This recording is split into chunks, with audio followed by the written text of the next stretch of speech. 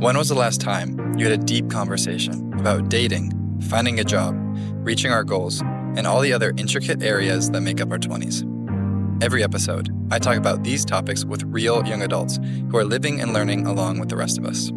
If you want to hear how your peers are dealing with and conquering these areas of life, tune in. This is Building the Blueprint. Bryce, welcome to the show. Appreciate it. Thank you for having me. Excited to have you on. Pumped to be here. First podcast. First podcast ever. First podcast ever. Hopefully not last. Hopefully not. I'd have to ruin your reputation. Oh, yeah. Hey, it's got to start strong. Hey. I'm looking forward. Well, let's start strong. All right, Bryce, in 2 minutes or less, tell us everything we should know about Bryce Mayer and how you became the man you are today. Loaded question. Loaded. We start off strong here. I love it. Bryce Mayer. I'm 20 years old, currently attending the University of Oregon. I grew up in Salt Lake City, Utah. Love me some Utes. Utah's great. Grew up big skier, big mountain biker, playing sports all my life, big soccer guy. Definitely would say that's important to who I am. Definitely shaped a lot of how I think. So love that. Decided to mosey on over to Oregon. Did that for a couple of reasons. First and foremost, I was lucky enough to get a full ride scholarship here, and that was huge. That was a whole thing in high school. Really wanted to get out of Utah, and so being able to come here and do it for free was massive for me. Upon getting to Oregon, I actually started off as a medical student, was really thinking that I was going to be a doctor, and had a crazy life switch up and decided that I wanted to be an investment banker randomly, which was crazy. And then decided to go pursue that, the business school route. Currently majoring in accounting and economics and loving it. I'm really enjoying what I'm doing now. Yeah, pretty much where I am today. Excited to have you, Bryce. I know we've known each other for a while, but we've never had a real conversation before, I feel like. You know, yeah. like a deep one. So I'm excited. No, I'm excited to get into it. I had no idea you were going to be a medical student. Yeah, no, that was a crazy life switch up for me, but super exciting. So what's been your favorite part about college so far? I would say my favorite part is just all the people I've gotten to meet. I think going to a big school like this, like you just get so many perspectives, and definitely it's changed the way that I see the world of just how many ways people can think about a problem. And I think Oregon does a good job of kind of incorporating lots of different people into different projects. So I've gotten to work with a number of different people and different backgrounds. And coming from Utah, I would say it's very homogenous. Like people kind of stick together. They're very cliquey. People tend to think the same way. So coming to college has been massive for me, just expand that worldview a little bit. Yeah, get experience, getting more experiences. Yes, for sure. Yeah, that's awesome. Yeah, love college and football. I mean, come on. And Oregon Ducks. Tough ending, but good season. Great season. So you're really involved, right? Like we were talking about before we got on air. Like you were like, "What are you doing before this?" Oh, another busy day. Like, tell us about some of the things you're involved in. Main involvements is University of Oregon Investment Group is probably the one that takes up the most of my time. We're a group that manages about $2.5 million on behalf of Oregon's endowment, which is crazy that they entrust a bunch of 20-year-olds with that. So we perform like equity research reports and then just follow the stock market to manage our own portfolio. Awesome. And that's been just an incredible experience and definitely shaped a lot of my career goals and career prospects. So happy to talk more about that. I've also gotten the chance to serve on the board of our honors business program, which I know, Nick, you're a part of. That's been super cool to like actually work on like shaping an internal program for the school. Yes, I'm the deputy student director. Vice president, yes. But I think deputy sounds a little cooler. So deputy vice president. Deputy vice president. Deputy to the president. Gotta love it. But that's just been sick, getting to actually shape my own education. Like I think that's a super unique experience and something that I never would have foreseen that I could have done. So really enjoyed that. And then I've just been a part of a lot of other smaller clubs on campus. We have the International Business and Economics Club. That's been super cool just to get that little bigger worldview. And then also just studying economics. Like it's fun to be able to connect stuff back. I participated in the Oregon Innovation Challenge last spring. That was sweet. Be able to like see what it takes to bring a product to market and think in a more entrepreneurial way. So definitely done my best to just try to get involved and just get as many experiences as possible. Like you said. Do you just dive into these experiences like on your own? Like you see this and you're like, I want to go do it. Do you have friends that are already doing this? Like, how are you so involved? Is it just like an internal drive or is it just like the people you're around? I would say it started off more like internally. You do your first one or two on your own. And then just as a function of starting to get involved, it's generally a lot of the same faces that are leading a lot of these clubs. And so I would definitely say that momentum of joining the first club or two has helped me get more involved in all of the programs we have in the school, because you definitely find there's the same 20, 30 people that are leading and doing all these crazy things. Yeah. And you start meeting them and you start hearing about all the cool stuff they're doing. And it's definitely helped me dive into sweet projects. So All the freshmen join a club?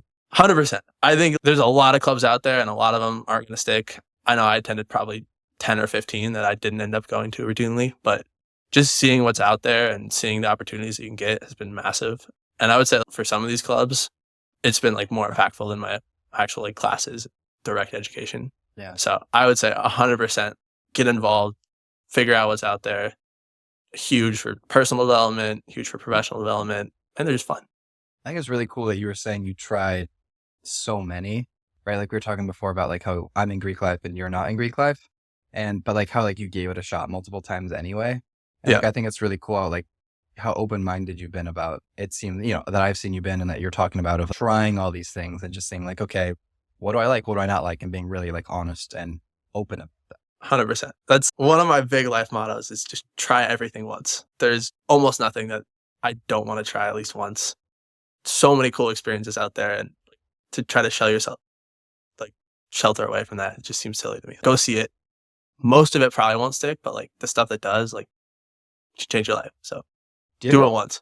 Do you ever have a hard time distinguishing between not liking something and it being hard and you wanting to not do it? I feel like sometimes I have a hard time distinguishing of, okay, did I not like that? Or do I not like that because it was hard and it was good for me? Yeah, totally a fair question. I would say we tend to gravitate towards things that we're better at. And so maybe that can help with if something's hard, but you show some aptitude towards it, probably going to like it better. But it's always a balance act. And if you get too many hard things, you're not functioning at 100% because you're just getting down on yourself. So I think it's a fair thing to be concerned about that. But I would really just say, see what happens. One or two more times. Keep coming back if you can. And that's something I want to talk about more too, is just how I approach like work ethic. And I think we're going to get into it later. But I think that kind of plays into that, of just having the right mindset, figuring out what you can balance, and then hopefully land on the right things. Yeah, we'll definitely get to that later. One of the things that I didn't realize about you before was kind of how much you thought about college, right? Because it seemed like you were really thinking about college. And like, I had so many assumptions about college coming into it. And one of my favorite questions asking guests is, okay, what's an assumption you had about college that was wrong? And so I'm curious for you, what's one you had? It's a good question. I guess this is like more of an assumption I had about life, but I think it applies to college. And it's that people have it all figured out. And specifically like our professors and the larger curriculum. I think I held the assumption that these institutions were like perfect and that they knew everything that we needed to learn and they were going to just be these like absolute geniuses. And I think the more that I've gotten involved and like, especially getting to serve like on this honors program, you really see just what a dynamic process it is. And especially in our time when we have technology evolving so quickly, we're all just learning stuff for the first time. And I really seen that in college. Stuff is evolving daily. And really, these aren't the people that have all the answers. It's more of a process where I feel like I'm working now more with my professors than having them teach me. It's a collaboration. Yeah. I know we've had a couple of classes together, and I think just the longer I'm here, the more I'm learning that no one really has it figured out. Yeah. And that's okay. And figure out how to work with people and work towards something rather than like having that direct, like, you're my superior and subordinate. And like, I think just that whole relationship was a lot different than what I was anticipating. I love that answer. But it's been amazing. No, I completely agree. Yeah. I thought I think with the students too, like I was coming in here, I was like, everyone's going to be so mature. Everyone's going to be so smart. Yeah. Everyone's ahead of me. Yeah. Everyone's got to figure it out. And you realize nobody knows what they're doing. We're all just figuring it out. Yeah. And I think that's true. Yeah. Like not just in a school setting, like in the professional setting, just within our own organizations and clubs and friends, it's just figuring it out. But it's cool. And I think it gives a good advantage to it. If you can just speak to something with confidence and conviction, like you stand out, because no one knows what's going on. That was my next question I was going to ask you, was like how that affects you, because I feel like you can interpret that in two ways. Of one, it's hopeless, like this 50-year-old doesn't know what's going on, or two, oh wait, I can already make an impact. And it sounds like you have the latter of, no, like I can really stand out here, because the reality is even though I'm 20, right? If I just put my head down and, speak with confidence, like people will listen. Yeah. No, I would say 100%. It's been a positive thing for me to find out, because you get on campus as a freshman and it's really intimidating. You see all these people doing all these amazing things and they use the fancy words and you're like, oh my God, like, what am I doing here? Like, I'm not ready for this. And then you go through that veil and then all of a sudden you realize like I can do this. Just be confident, put yourself out there and great things happen. Yeah, so, take it one step at a time. Yeah, definitely a good mindset thing and just something that's helped me like advance, I would say. I'm curious for you, for someone who's social, but also not in Greek life, because it's an interesting dynamic of outside of freshman year, just because you're in those groups and like it's kind of built to be social. And like for you, not being in Greek life, do you feel like you're meeting a lot of new people, or do you feel like it's like kind of your freshman group and that you're kind of always with them all the time? Yeah, that's a great question.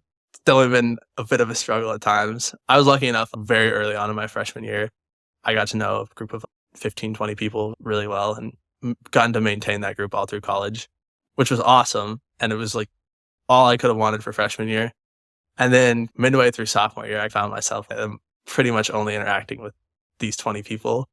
Let's see if we can find some new groups. And I would definitely say getting more involved on campus and with some of these clubs has been huge. And that's really helped unlock multiple new friend groups for me and really helped diversify my social life. And now I feel like it's actually in a super solid place and very happy with where it's at. But it took a little bit more of an active approach. I need to go out and find some more friends. And I definitely think Greek life is like a great way to do that, where it's a little more set up for you. It's like a bigger club. Yeah. Yeah. I think Greek life is a great route. Like I have nothing against it, but I also think you can have a great social life without it. We got there eventually. I think the key you said there was like you had to go for it. Yeah, right? It definitely didn't come to you. It felt like more of an active, I'm going to go out and make some friends today rather than kind of just happened. Yeah. Which that's how like freshman year happened, but definitely takes a little more legwork. Did that scare you? I wouldn't really say it scared me. It maybe got a little frustrating at times, like when you got a Friday night and nothing's going on, come to college, here to experience the things. It can be annoying at times, but I think just like anything, put a little effort in, figure it out. Yeah, I'm just thinking from the perspective of at least high school and freshman year of college, where it's the idea was like, yeah, you want to go make more friends, but like it's also scary, especially if we're going to a club and you don't have any of your buddies with, right? Or you're like in the dorms and you're talking to new people, right? Like, what would you say to someone who's in that situation where they're frustrated, they wish like they had more friends, they want to go do all those things that you just told them to do, but they're like too scared? I would say just like everything, put yourself out there, try it once. Right. Go walk in a room full of strangers. I know like it's definitely harder for some people than others. I would classify myself as someone that's a little more extroverted. So maybe that doesn't bug me as much as it may bug someone else. But I still think kind of just have to go try, and it will be uncomfortable and it might not work. You might not talk to anyone. But to me, like at the end of the day, that's just not that big a deal. 20 people in the room don't like you, don't want to talk to you, so be it. A lot of people in this world, go meet them. You're going to find someone. Sounds like an internal confidence thing for you too, where it's, you don't feel, I feel like a lot of those issues arise too from, it sounds like that's not really a concern for you. Yeah, I could definitely see if you're looking for that, it could definitely be a little more scary. So I would 100% like feel confident in who you are, know what you're looking for, and you're going to find the people you want. Yeah. So one of the things about investment group and being in all these programs that are, well, you're surrounded by so many impressive people all the time. Yeah. Is a lot of people get imposter syndrome. Yep. And I'm going to guess that you don't, just because of the way you're talking to me now and the way you hold yourself. But do you get imposter syndrome? I would definitely say it's gotten a lot better, but I think it's totally natural. I think when I first got to campus, it was pretty bad. Probably was for most people. But I've been trying to work on my mindset of how I see this. And we already talked about this, of just realizing most people really don't have it as figured out as you might think. Yeah. So it definitely gets better, but still it happens all the time. I think now it's more like when I'm talking to more adult people and they're talking about all of their real problems and really complex stuff to me. But I think just realizing it's not that they're better, they just had more experience, and you'll get there one day. Keep putting the work. We're all just people trying to figure it out at the end of the day. Yeah. We all just want a roof over our heads, sleep, talk to people. It's all the same motivation. So yeah, I think just trying to rephrase the way you see the world has helped me. Yeah. A lot of it's like glass half full, glass half empty mentality too. Does that excite you or worry you? And I feel like it's the same thing of like, you're surrounded by all these impressive individuals, and you would want to be the glass half empty person. You're like, I'm not enough. I'll never be enough. These people are so much more talented than me. And if you're the glass half full person, you're like, oh, these people are going to elevate me. Or like, I can get there one day. Like they're not that much older than me, or some sort of motivation to really push you. 100%. And I would also say I consider myself a very competitive person. Mhm. And I surrounding myself with people that are a lot smarter than me, because I think just, that's a great thing to do in general, because you're going to rise to the average of who you're around. Strongly believe in that. But then just being a competitive person, naturally, you're going to all of a sudden be incentivized to, well, dang, this guy knows everything. Let's catch up. Yeah. Like, Yeah. No, go figure it out. being competitive is such an interesting thing because it It works really so is. well. Yeah. I think it's been hugely beneficial to have that spark. And as I go to college, I've had less ways to express that through sports. And it's manifested itself more in school, where now I'm, dang, you're killing it in this class. Let's catch up to you. Like, Or this our capstone project. yeah, like this simulation, you guys got it all figured out. But like, fuck you, I'm going to figure out how to do it better. Yeah. So I think that's a good thing to keep. And of course, needs to be channeled. And I probably overdo it sometimes, but That's a good mindset. Great fuel. Oh, for sure. Like, especially with the gym too. That's one of my favorites. Like, hang out with people that are around the same strength as you. Because if they're a little stronger than you, you're like, oh, I'm going to catch them. 100%. If they're a little weaker than you, you're like, I cannot let this person catch me. Yep.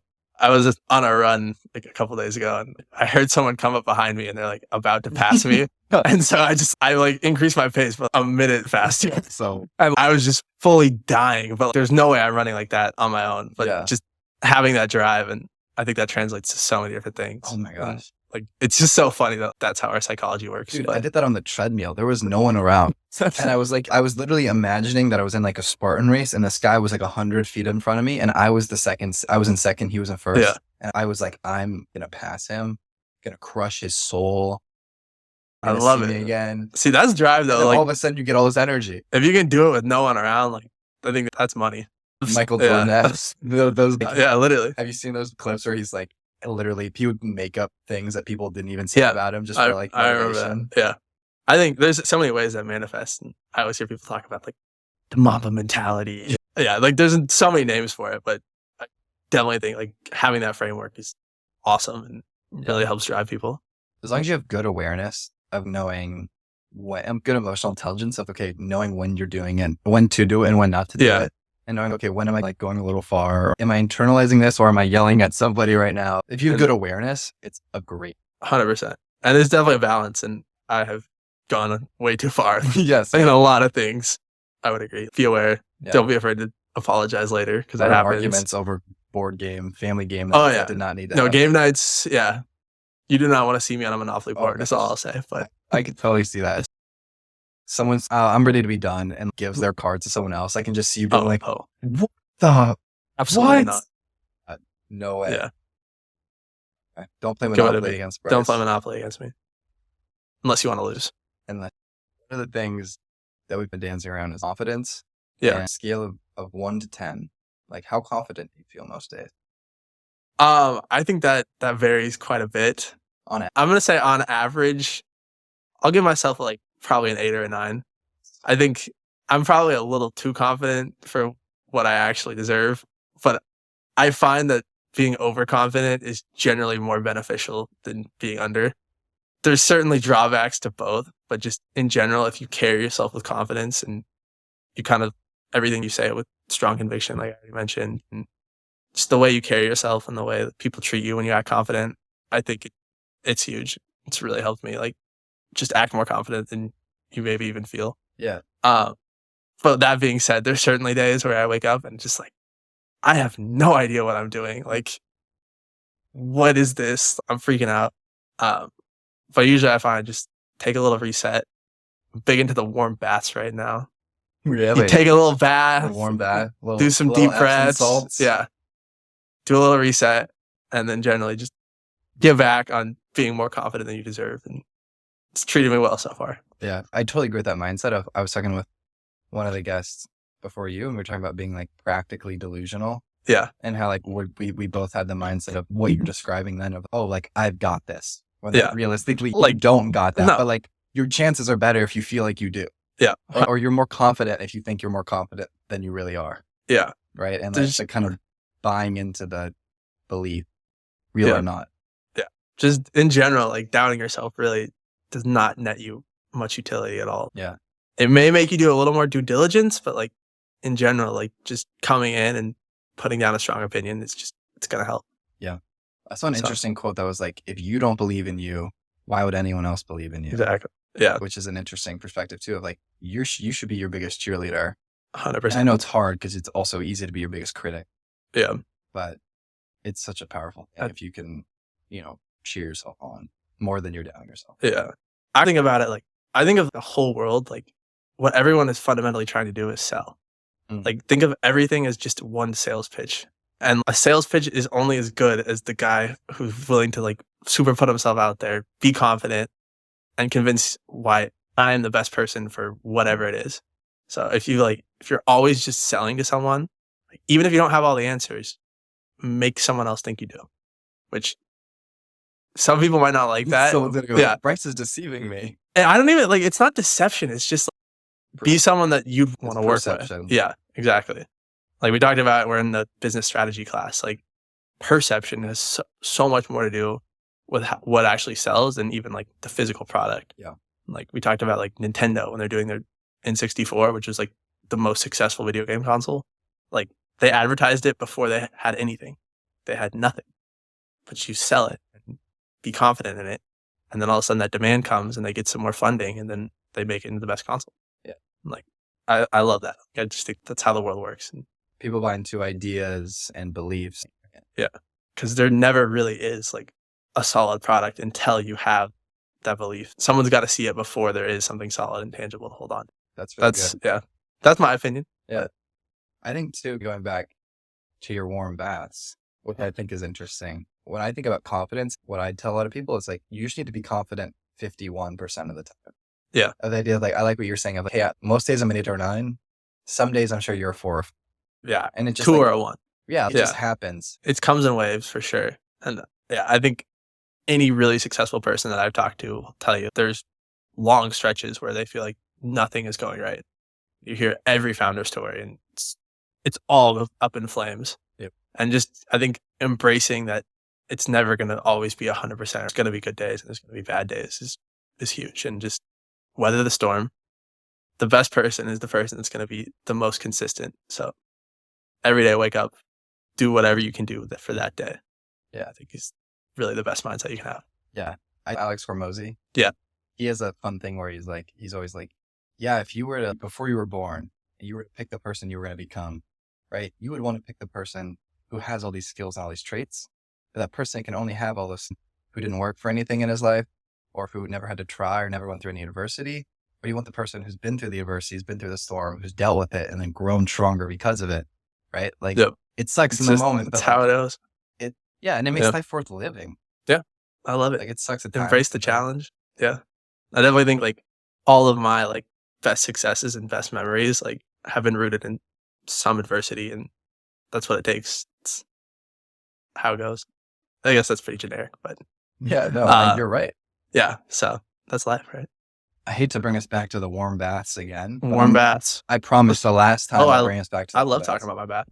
One of the things that I like to talk about is dealing with emotional ebbs and flows. Because I think that's actually the biggest obstacle so many young people face, and every adult's face, is like learning how to deal with small ebbs and flows in your day. Obviously, big emotional things you have to process and just deal with slowly. But there's so many situations where you feel a little drowsy, you feel a little stuck, you feel a little sad, and like that just throws your whole day off.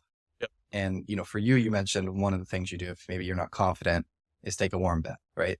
Do you have any examples of other things you do if maybe you're not feeling confident, or if you're feeling sad, or if you're feeling stuck? Yeah. So if I would have told someone that I did this 3 years ago, I would have laughed and said, "You're so stupid and corny." But something I've started doing for this whole year and that I've really enjoyed is just every night before bed, spend 3 minutes and just, I guess you can call it meditation, but I don't even, just breathe, just taking some time to be mindful, try to just focus on my breathing. It's really helped sleep. And that's like a little part of my day, like 3 minutes. It's fairly insignificant. Could probably do more, honestly. But it's just like, it's a nice little reset for me. And usually I think about how the day went, and then almost always it drifts off to what's the goal for the next week, month, life. And just, I think, taking some time to get away from that individual scenario of whatever's going on in that day and think a little bit more big picture, even if it's just for a minute a day, I think really helps to keep me centered and keep me going. And for, like today sucked, boring econ lecture, got a B on the homework, but like I'm going to found a company one day and this is going to be part of my story, and let's take a breath and go to bed, and day's over, start tomorrow. Yeah. So I think whatever that looks like for you, I know for me, it took a long time to get to that point where I could actually just sit down and like breathe, but just taking some time to stop whatever it is you're doing and reflect on the bigger picture. And there's a million ways to do it. It's a great way to get you right and hopefully ebb out some of those bigger troughs and peaks of how your emotional state is doing, I guess. It's or get outside for 3 minutes or totally. Whatever it is to reset and come be present. Yeah. And I've even seen some people, it's just playing a video game. I think a lot of times we like think it has to be like a specific healthy thing, but I think whatever can just help you relax and get back to center is really important to incorporate, even if it's just for a little bit a day. Do you always do it at the end of the day, or sometimes it's like always at the end of the day? Honestly, I'd like to try to do more stuff like that, but that's just what I've been able to commit to on a daily basis. Yeah. Been trying to be more like mindful of setting up actual habits and sticking to them. So started doing push-ups in the morning. Whoa. Big ups there. Whoa. What's your record? How many push-ups do you think you could do? Like max, I think max out, it's like... You can lie, don't worry. I won't challenge. 150. Mm. Absolutely not. I'm going to say generously 60 if I'm going all out. Not a gym guy. All gym goes out there. Candidly. But we're doing 30 every morning, and I've been sticking to it for about a year and a half. And wow. I think just building in little habits like that have been really helpful for me. And as soon as you make it a habit, then it's just so easy. Okay, I get up. No, push-ups. It's not even a thought. It's just what we're doing. So I think instilling as many of those things as I can has been helpful. I'm so good at instilling those habits because it's getting to work ethic a little bit, right? We teased it earlier, but establishing a habit can be really difficult, right? The whole point is once a habit's a habit, it's easy. And not easy, but much easier. Yeah, but it's just establishing that habit is pretty difficult. Very difficult. Even people might say, oh, he takes 3 minutes a day, every day before bed. That's so easy. No, it's not. It's really not. There's going to be so many days, especially I found any habit that I decide to do before bed is particularly hard because you're tired, don't want to go to bed. You're tired.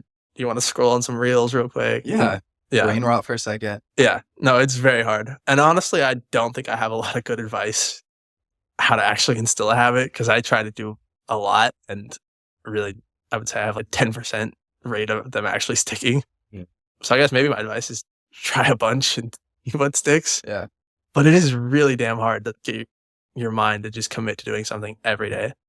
But I would 100% agree with you. Once you do get there, it just makes life so much easier because it becomes no longer a thing you're thinking about. It just is. Yeah. I think one thing that might help you that helps me is like, I'm all about structure, like over willpower, just because like humans are such terrible when it comes to willpower. Like 100% gravitate towards the path of we are least resistance. Impulsive creatures. Yeah, like we do not want to do what's hard. Our minds hate it. Yeah. And you just really can't rely on it. And so for me, structure is really important. I love getting up, and once I'm up, I'm great. Getting out of bed, so hard. Getting out of bed from when I'm in bed to shower to change, hardest 15 minutes of my day. Like genuinely. That's not crazy to say. But I had a lot of trouble. I'd be like, hey, I'm going to wake up at 8.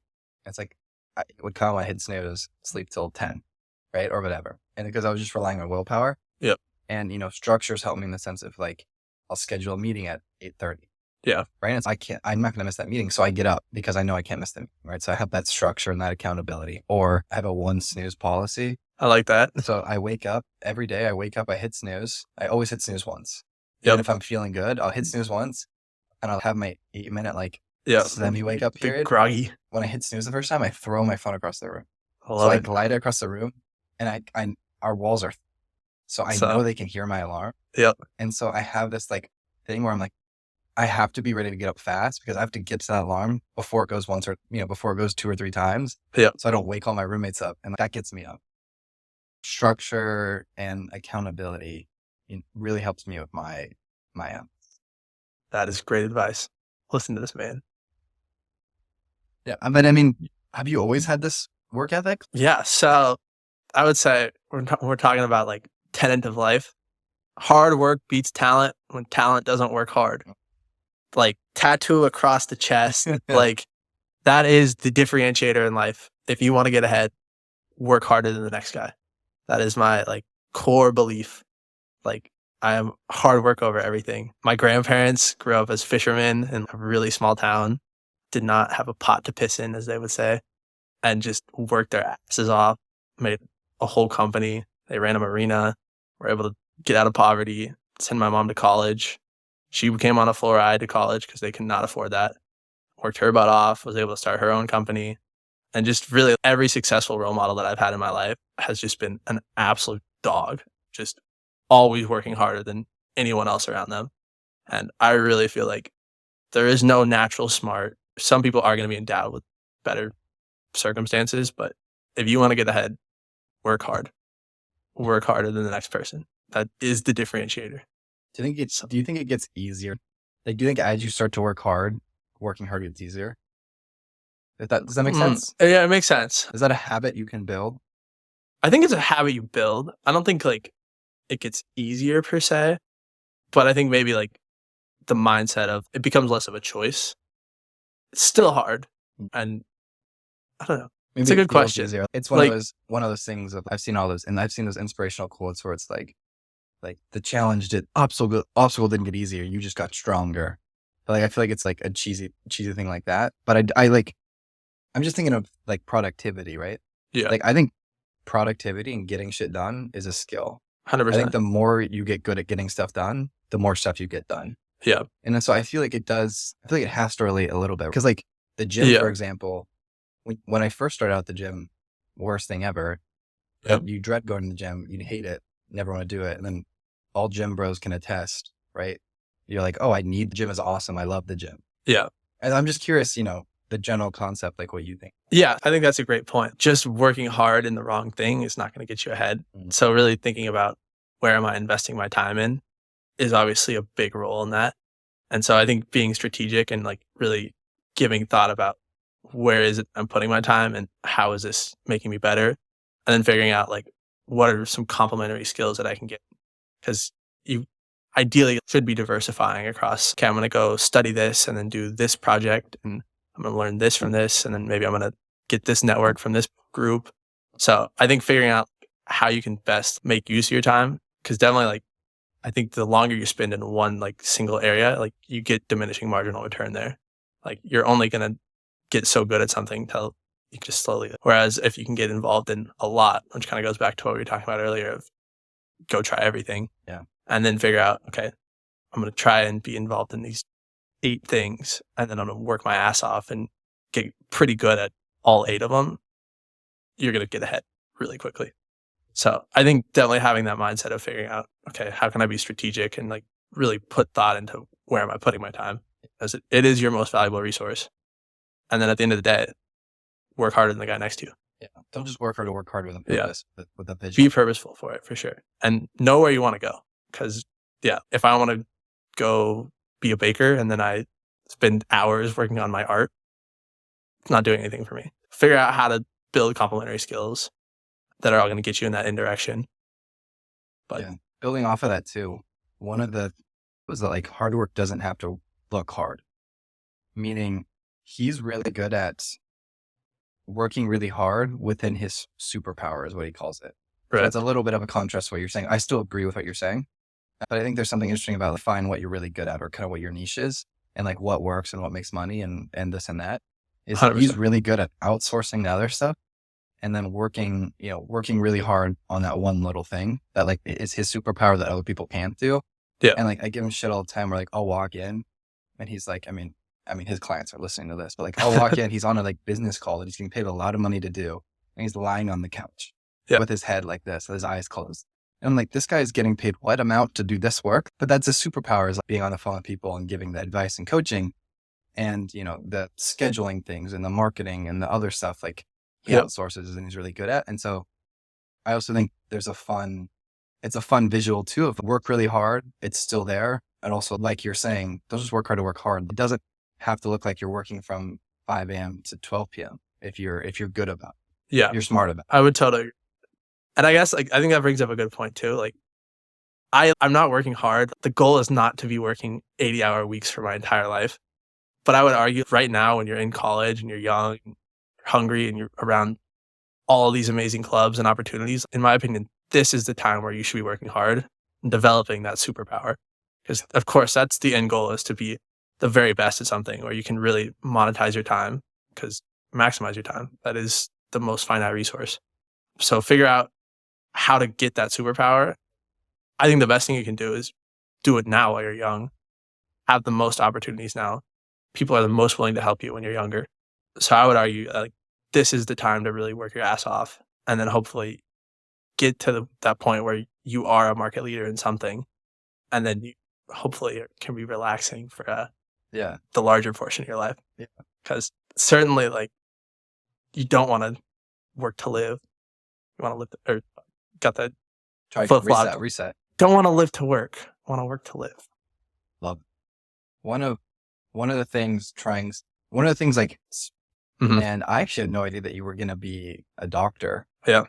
So tell me about, why did that change, and how has putting your foot in so many things helped you figure out, okay, what do you want? This is a great question, and one that I certainly would not have thought that I would ever find myself in. For pretty much my whole adolescence, I was for sure that I was going to be a doctor. My mom's in the medical field and gotten the chance to speak to hundreds of doctors, and always just had this idea that this is what I was going to do.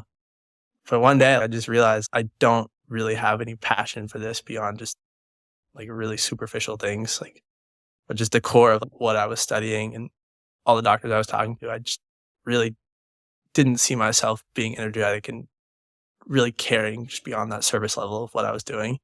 And for me, I'm not really motivated. I know for me, money is not a big motivator.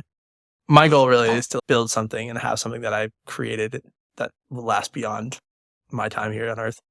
So knowing that about myself, realized that I just didn't really see a super strong future in the medical field of me being able to accomplish that. So then decided to start looking at other options. And then I ultimately decided that I want to start a company one day, was kind of where I landed on.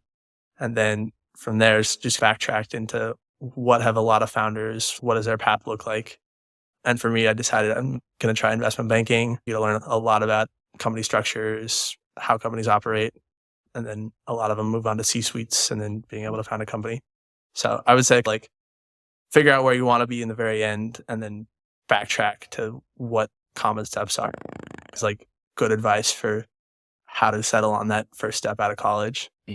And just knowing what I know now, don't be afraid to go learn about whole magnitude, whole spread of what's out there, because you never know what might be interesting, and don't ever feel like you need to just do one thing, because you can easily switch. And I could not be more happy with my decision. I love what I do now. I'm super interested in it. I find my classes all amazing now. So keep an open mind. I would have never thought I would be someone that would change my major, but now realizing most people actually do. I think the stat at Oregon is 85% or something. I changed my major. People change their major, which is crazy to me. So I think keep an open mind and just run with whatever makes you passionate. And I guess intrinsically find out what motivates you and hopefully find a career where you fall in line with that. Because I know you were doing a digital finance app. Yeah. A financial app. Yeah. Well, what didn't go? Where are you at with it? Yeah. So we are currently working on a fintech app, which we're hoping to democratize wealth management a little bit and make it more accessible for people that maybe don't have a lot of expertise in finance. Right now, it's a bit on pause. Right now, I'm incredibly busy at the moment, but my partner, he has a background in computer science, and he's slowly working on some of the development stuff right now. Incrementally, we're working on it, but OICU is awesome. For a little background, it's a little incubator startup club where people compete against each other with their ideas to try to get funding up to, I think it's $10,000. Pretty awesome. Yeah, they about $190,000 to give away this year. Yeah, that's awesome. So it was super cool. They had a number of workshops. We got to learn pretty basic stuff, to be frank, but still cool to just get the broad idea of some of the things we should be thinking about as entrepreneurs. And it was cool just to be around that kind of energy. And I think founders are just the coolest people. Just getting to be around those kind of people I love. Great experience. I would say I definitely learned there's so many things that you don't even think about when it goes into starting something, which is to be expected. I know there's a lot that I don't know, but even more that I didn't know was probably my biggest takeaway. But I would say my biggest lesson is like, just keep trying to make something better every day. You're never going to have all the answers. No founder has ever had a good idea of what their business model is going to be when they start. Yeah. But build something that people want and just solve a problem a day. And every founder has ever done that consistently has made something great. So I think that mindset was like a good lesson from this. And most startups fail. Mine probably will. But just having that mindset and trying it over and over again until I get something that works, I think is really the main takeaway that I got from that experience. Yeah, I agree. Like you really get excited because you're like, this could work. But I don't think enough people sit down and put the idea in front of them and go, okay, I'm going to try as hard as I can to tear this apart. Yeah. Right? Because the reality is, if I can tear it apart, it's not going to work. Yep. And that's been a big thing. Yeah, it's hard because it sucks to kill your own baby in that sense of you have this great idea that you love and excites you. And then, you're realizing, okay, I actually don't think this is work. This is how it wouldn't work. And finding that balance of, okay, this is something that, this is a great idea I have. I've been practical about it, confident about 90% of it. Trying to find the balance for me of like being super scientific about it, but also understanding I don't know everything and it actually still could work. Yeah. This isn't a question or anything. I'm just thinking out loud. That's been hard for me. It's always a dilemma for sure of figuring out what's viable. Yeah. 90% of this sounds great. 10% of it doesn't sound great. Is the 10% going to be a problem? Yeah. I would say like the best thing I found for that problem, because I've definitely run into the same thing, is tell your idea to everyone. Like, I think sometimes our natural intuition is, I have this great idea. Like, I can't tell anyone because people are just going to copy it. Like, no, to actually start a company, like, it's so difficult. Like, even with the best idea ever, like, it takes a very specific person with a set of skills and the drive to do that. Like, it's not going to just be anyone. So tell everybody you possibly can and get their input, because everyone's going to have a perspective that could be really insightful. And I think you tell a lot of people, and if you're able to gauge demand off of that and figure out, is that 10%, is that going to be critical? Or can I make this work even with this downside? Yeah. And I think it really takes people that aren't just yourself, because you can drive yourself crazy. Yeah. How do you feel? I completely agree. And that's kind of been my approach. But then something that I ran into recently, so like that, like people probably would have been like, no, I don't want.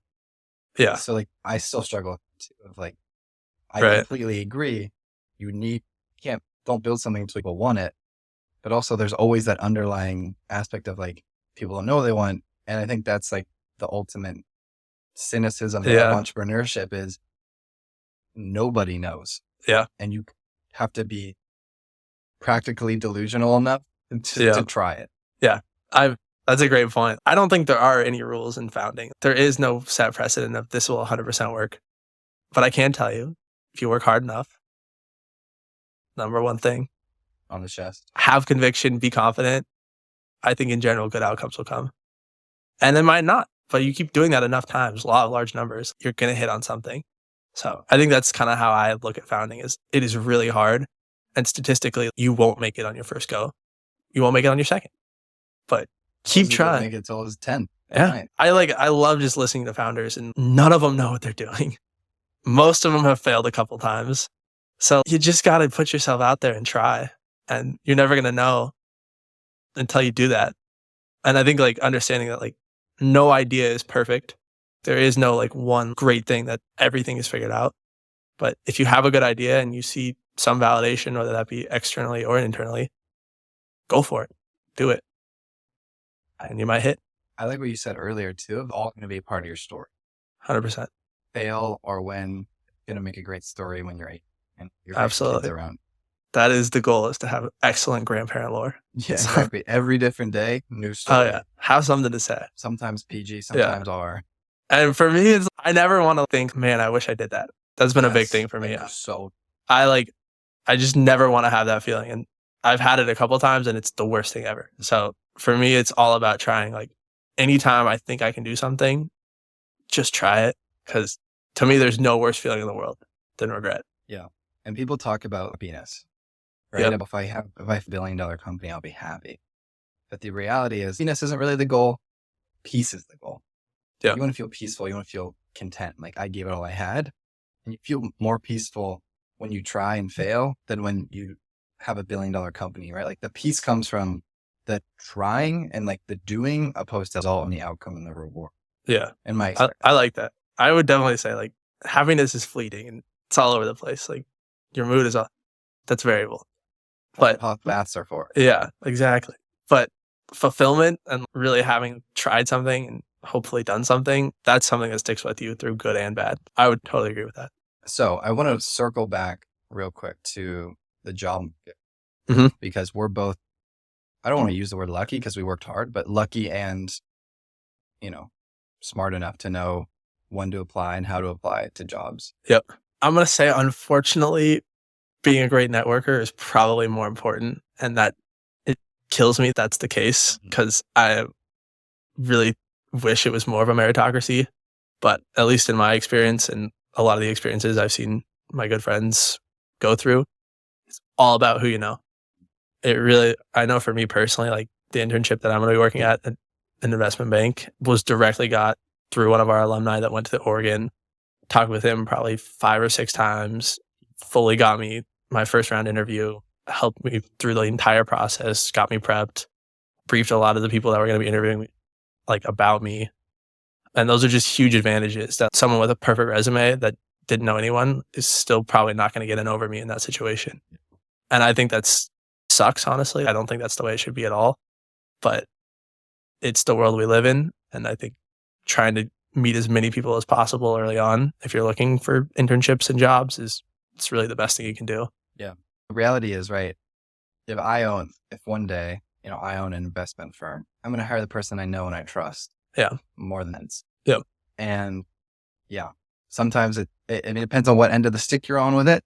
Yeah. And depends on, how extrovert and introvert you are, right? If you're an introvert, sorry to break the news to you, you're going to have to talk to a lot of people. Yep. But it does suck. But if you leverage it, most people don't realize that.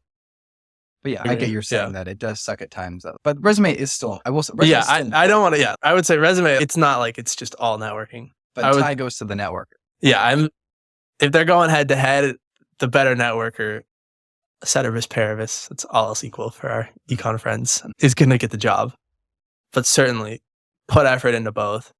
And I think just really like understanding that from an early stage, like you said, is really important because I think even for me, I didn't really realize that till probably sometime into my sophomore year. And for the people who started first day of their freshman year, like trying to meet people, like you're at such a big advantage. So I think knowing that as fast as possible and just building up the skills, because networking is a skill for sure. Yep. It's something I like really struggled with. Talking to people, and especially that were older than me, like that was really scary for me. And just developing some literacy and figuring out how that works, how to lead a conversation, super good and helpful skills for your whole life, and just yields such beneficial results for the people that really put the time in there. How early should people be applying to internships for junior year, right? Because the traditional internship time is the summer after your junior year.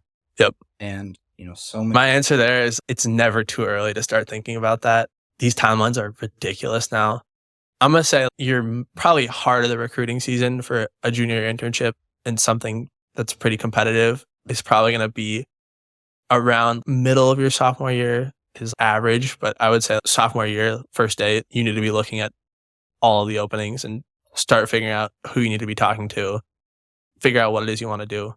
But it's never too early. Like it's so competitive now. Yep. And just some of these timelines, like it feels like the timelines are keep getting earlier and earlier.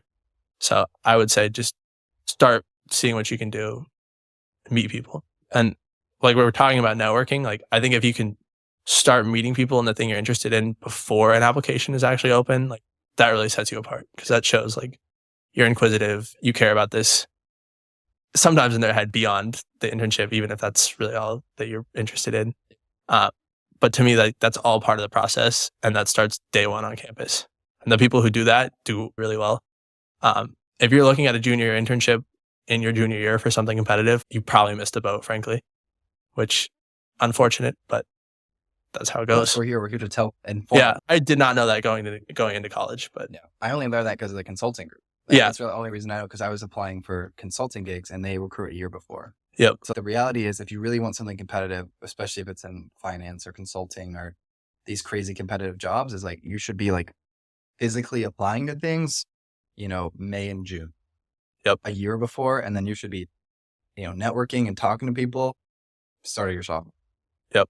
And Which is ridiculous and stupid, but the reality. Yeah. I was in the same boat too, where like I would have never known for investment banking, like you had to start that early. And I hear so many stories of people who just missed the timeline and don't get to do that just because they didn't know. Yeah. And that's where you see like a lot of people from like elite universities like keep doing really well because they know about all these timelines. There's infrastructure in place to push people through.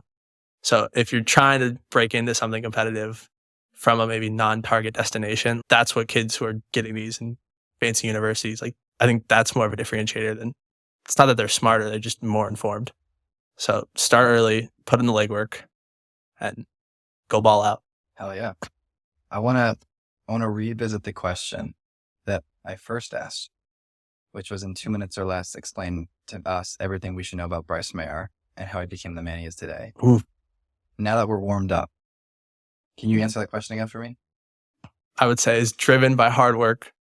That is the number one tenet that I live by, is be the hardest worker you can possibly be. That's how you're going to get ahead, is outwork the person next to you. Go experience as much of life as possible. Go try everything. This world has so much to offer, and there's just not enough for him to say no. I'm going to say, I think those are like life tenets that I would live by. Yeah. I guess, I don't know. That's good. Not great at answering that question, to be honest. But it's self-reflection. It is hard. Like, right? Yeah, You can just live it. Yeah.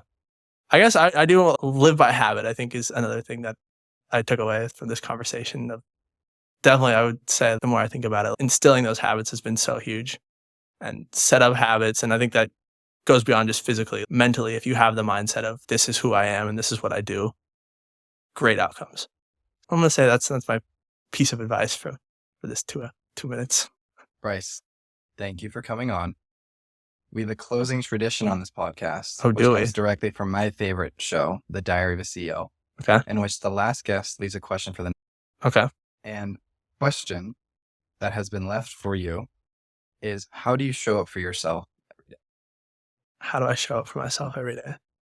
I'm going to say it's taking care of myself in all the different ways. I think there's a lot of components to that. There's the physical component. Got to do a little bit of exercise every day. Just wired that you need to move your body a little bit or else you get a little crazy.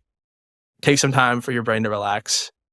It's not a thing of you're being lazy. Like, your brain just simply doesn't function as accurate when you're constantly having under strain. Take some time. Eat some vegetables. My sophomore year, I discovered I do not know how to cook at all, or like how to think about food, and quickly realized balance in the diet is important. I would really say just fill those buckets and really be mindful about, am I taking time to really make sure that I'm functioning at 100%? Because as soon as one of those things is off, then even if you're spending 2 hours doing something, you're only getting 50% output there because your brain's not working at 100%. Make sure you are in your best possible state whenever you're doing work, and much more productive. Really get the most out of whatever you're doing. Bryce, thank you. Thank you for having me. Pleasure.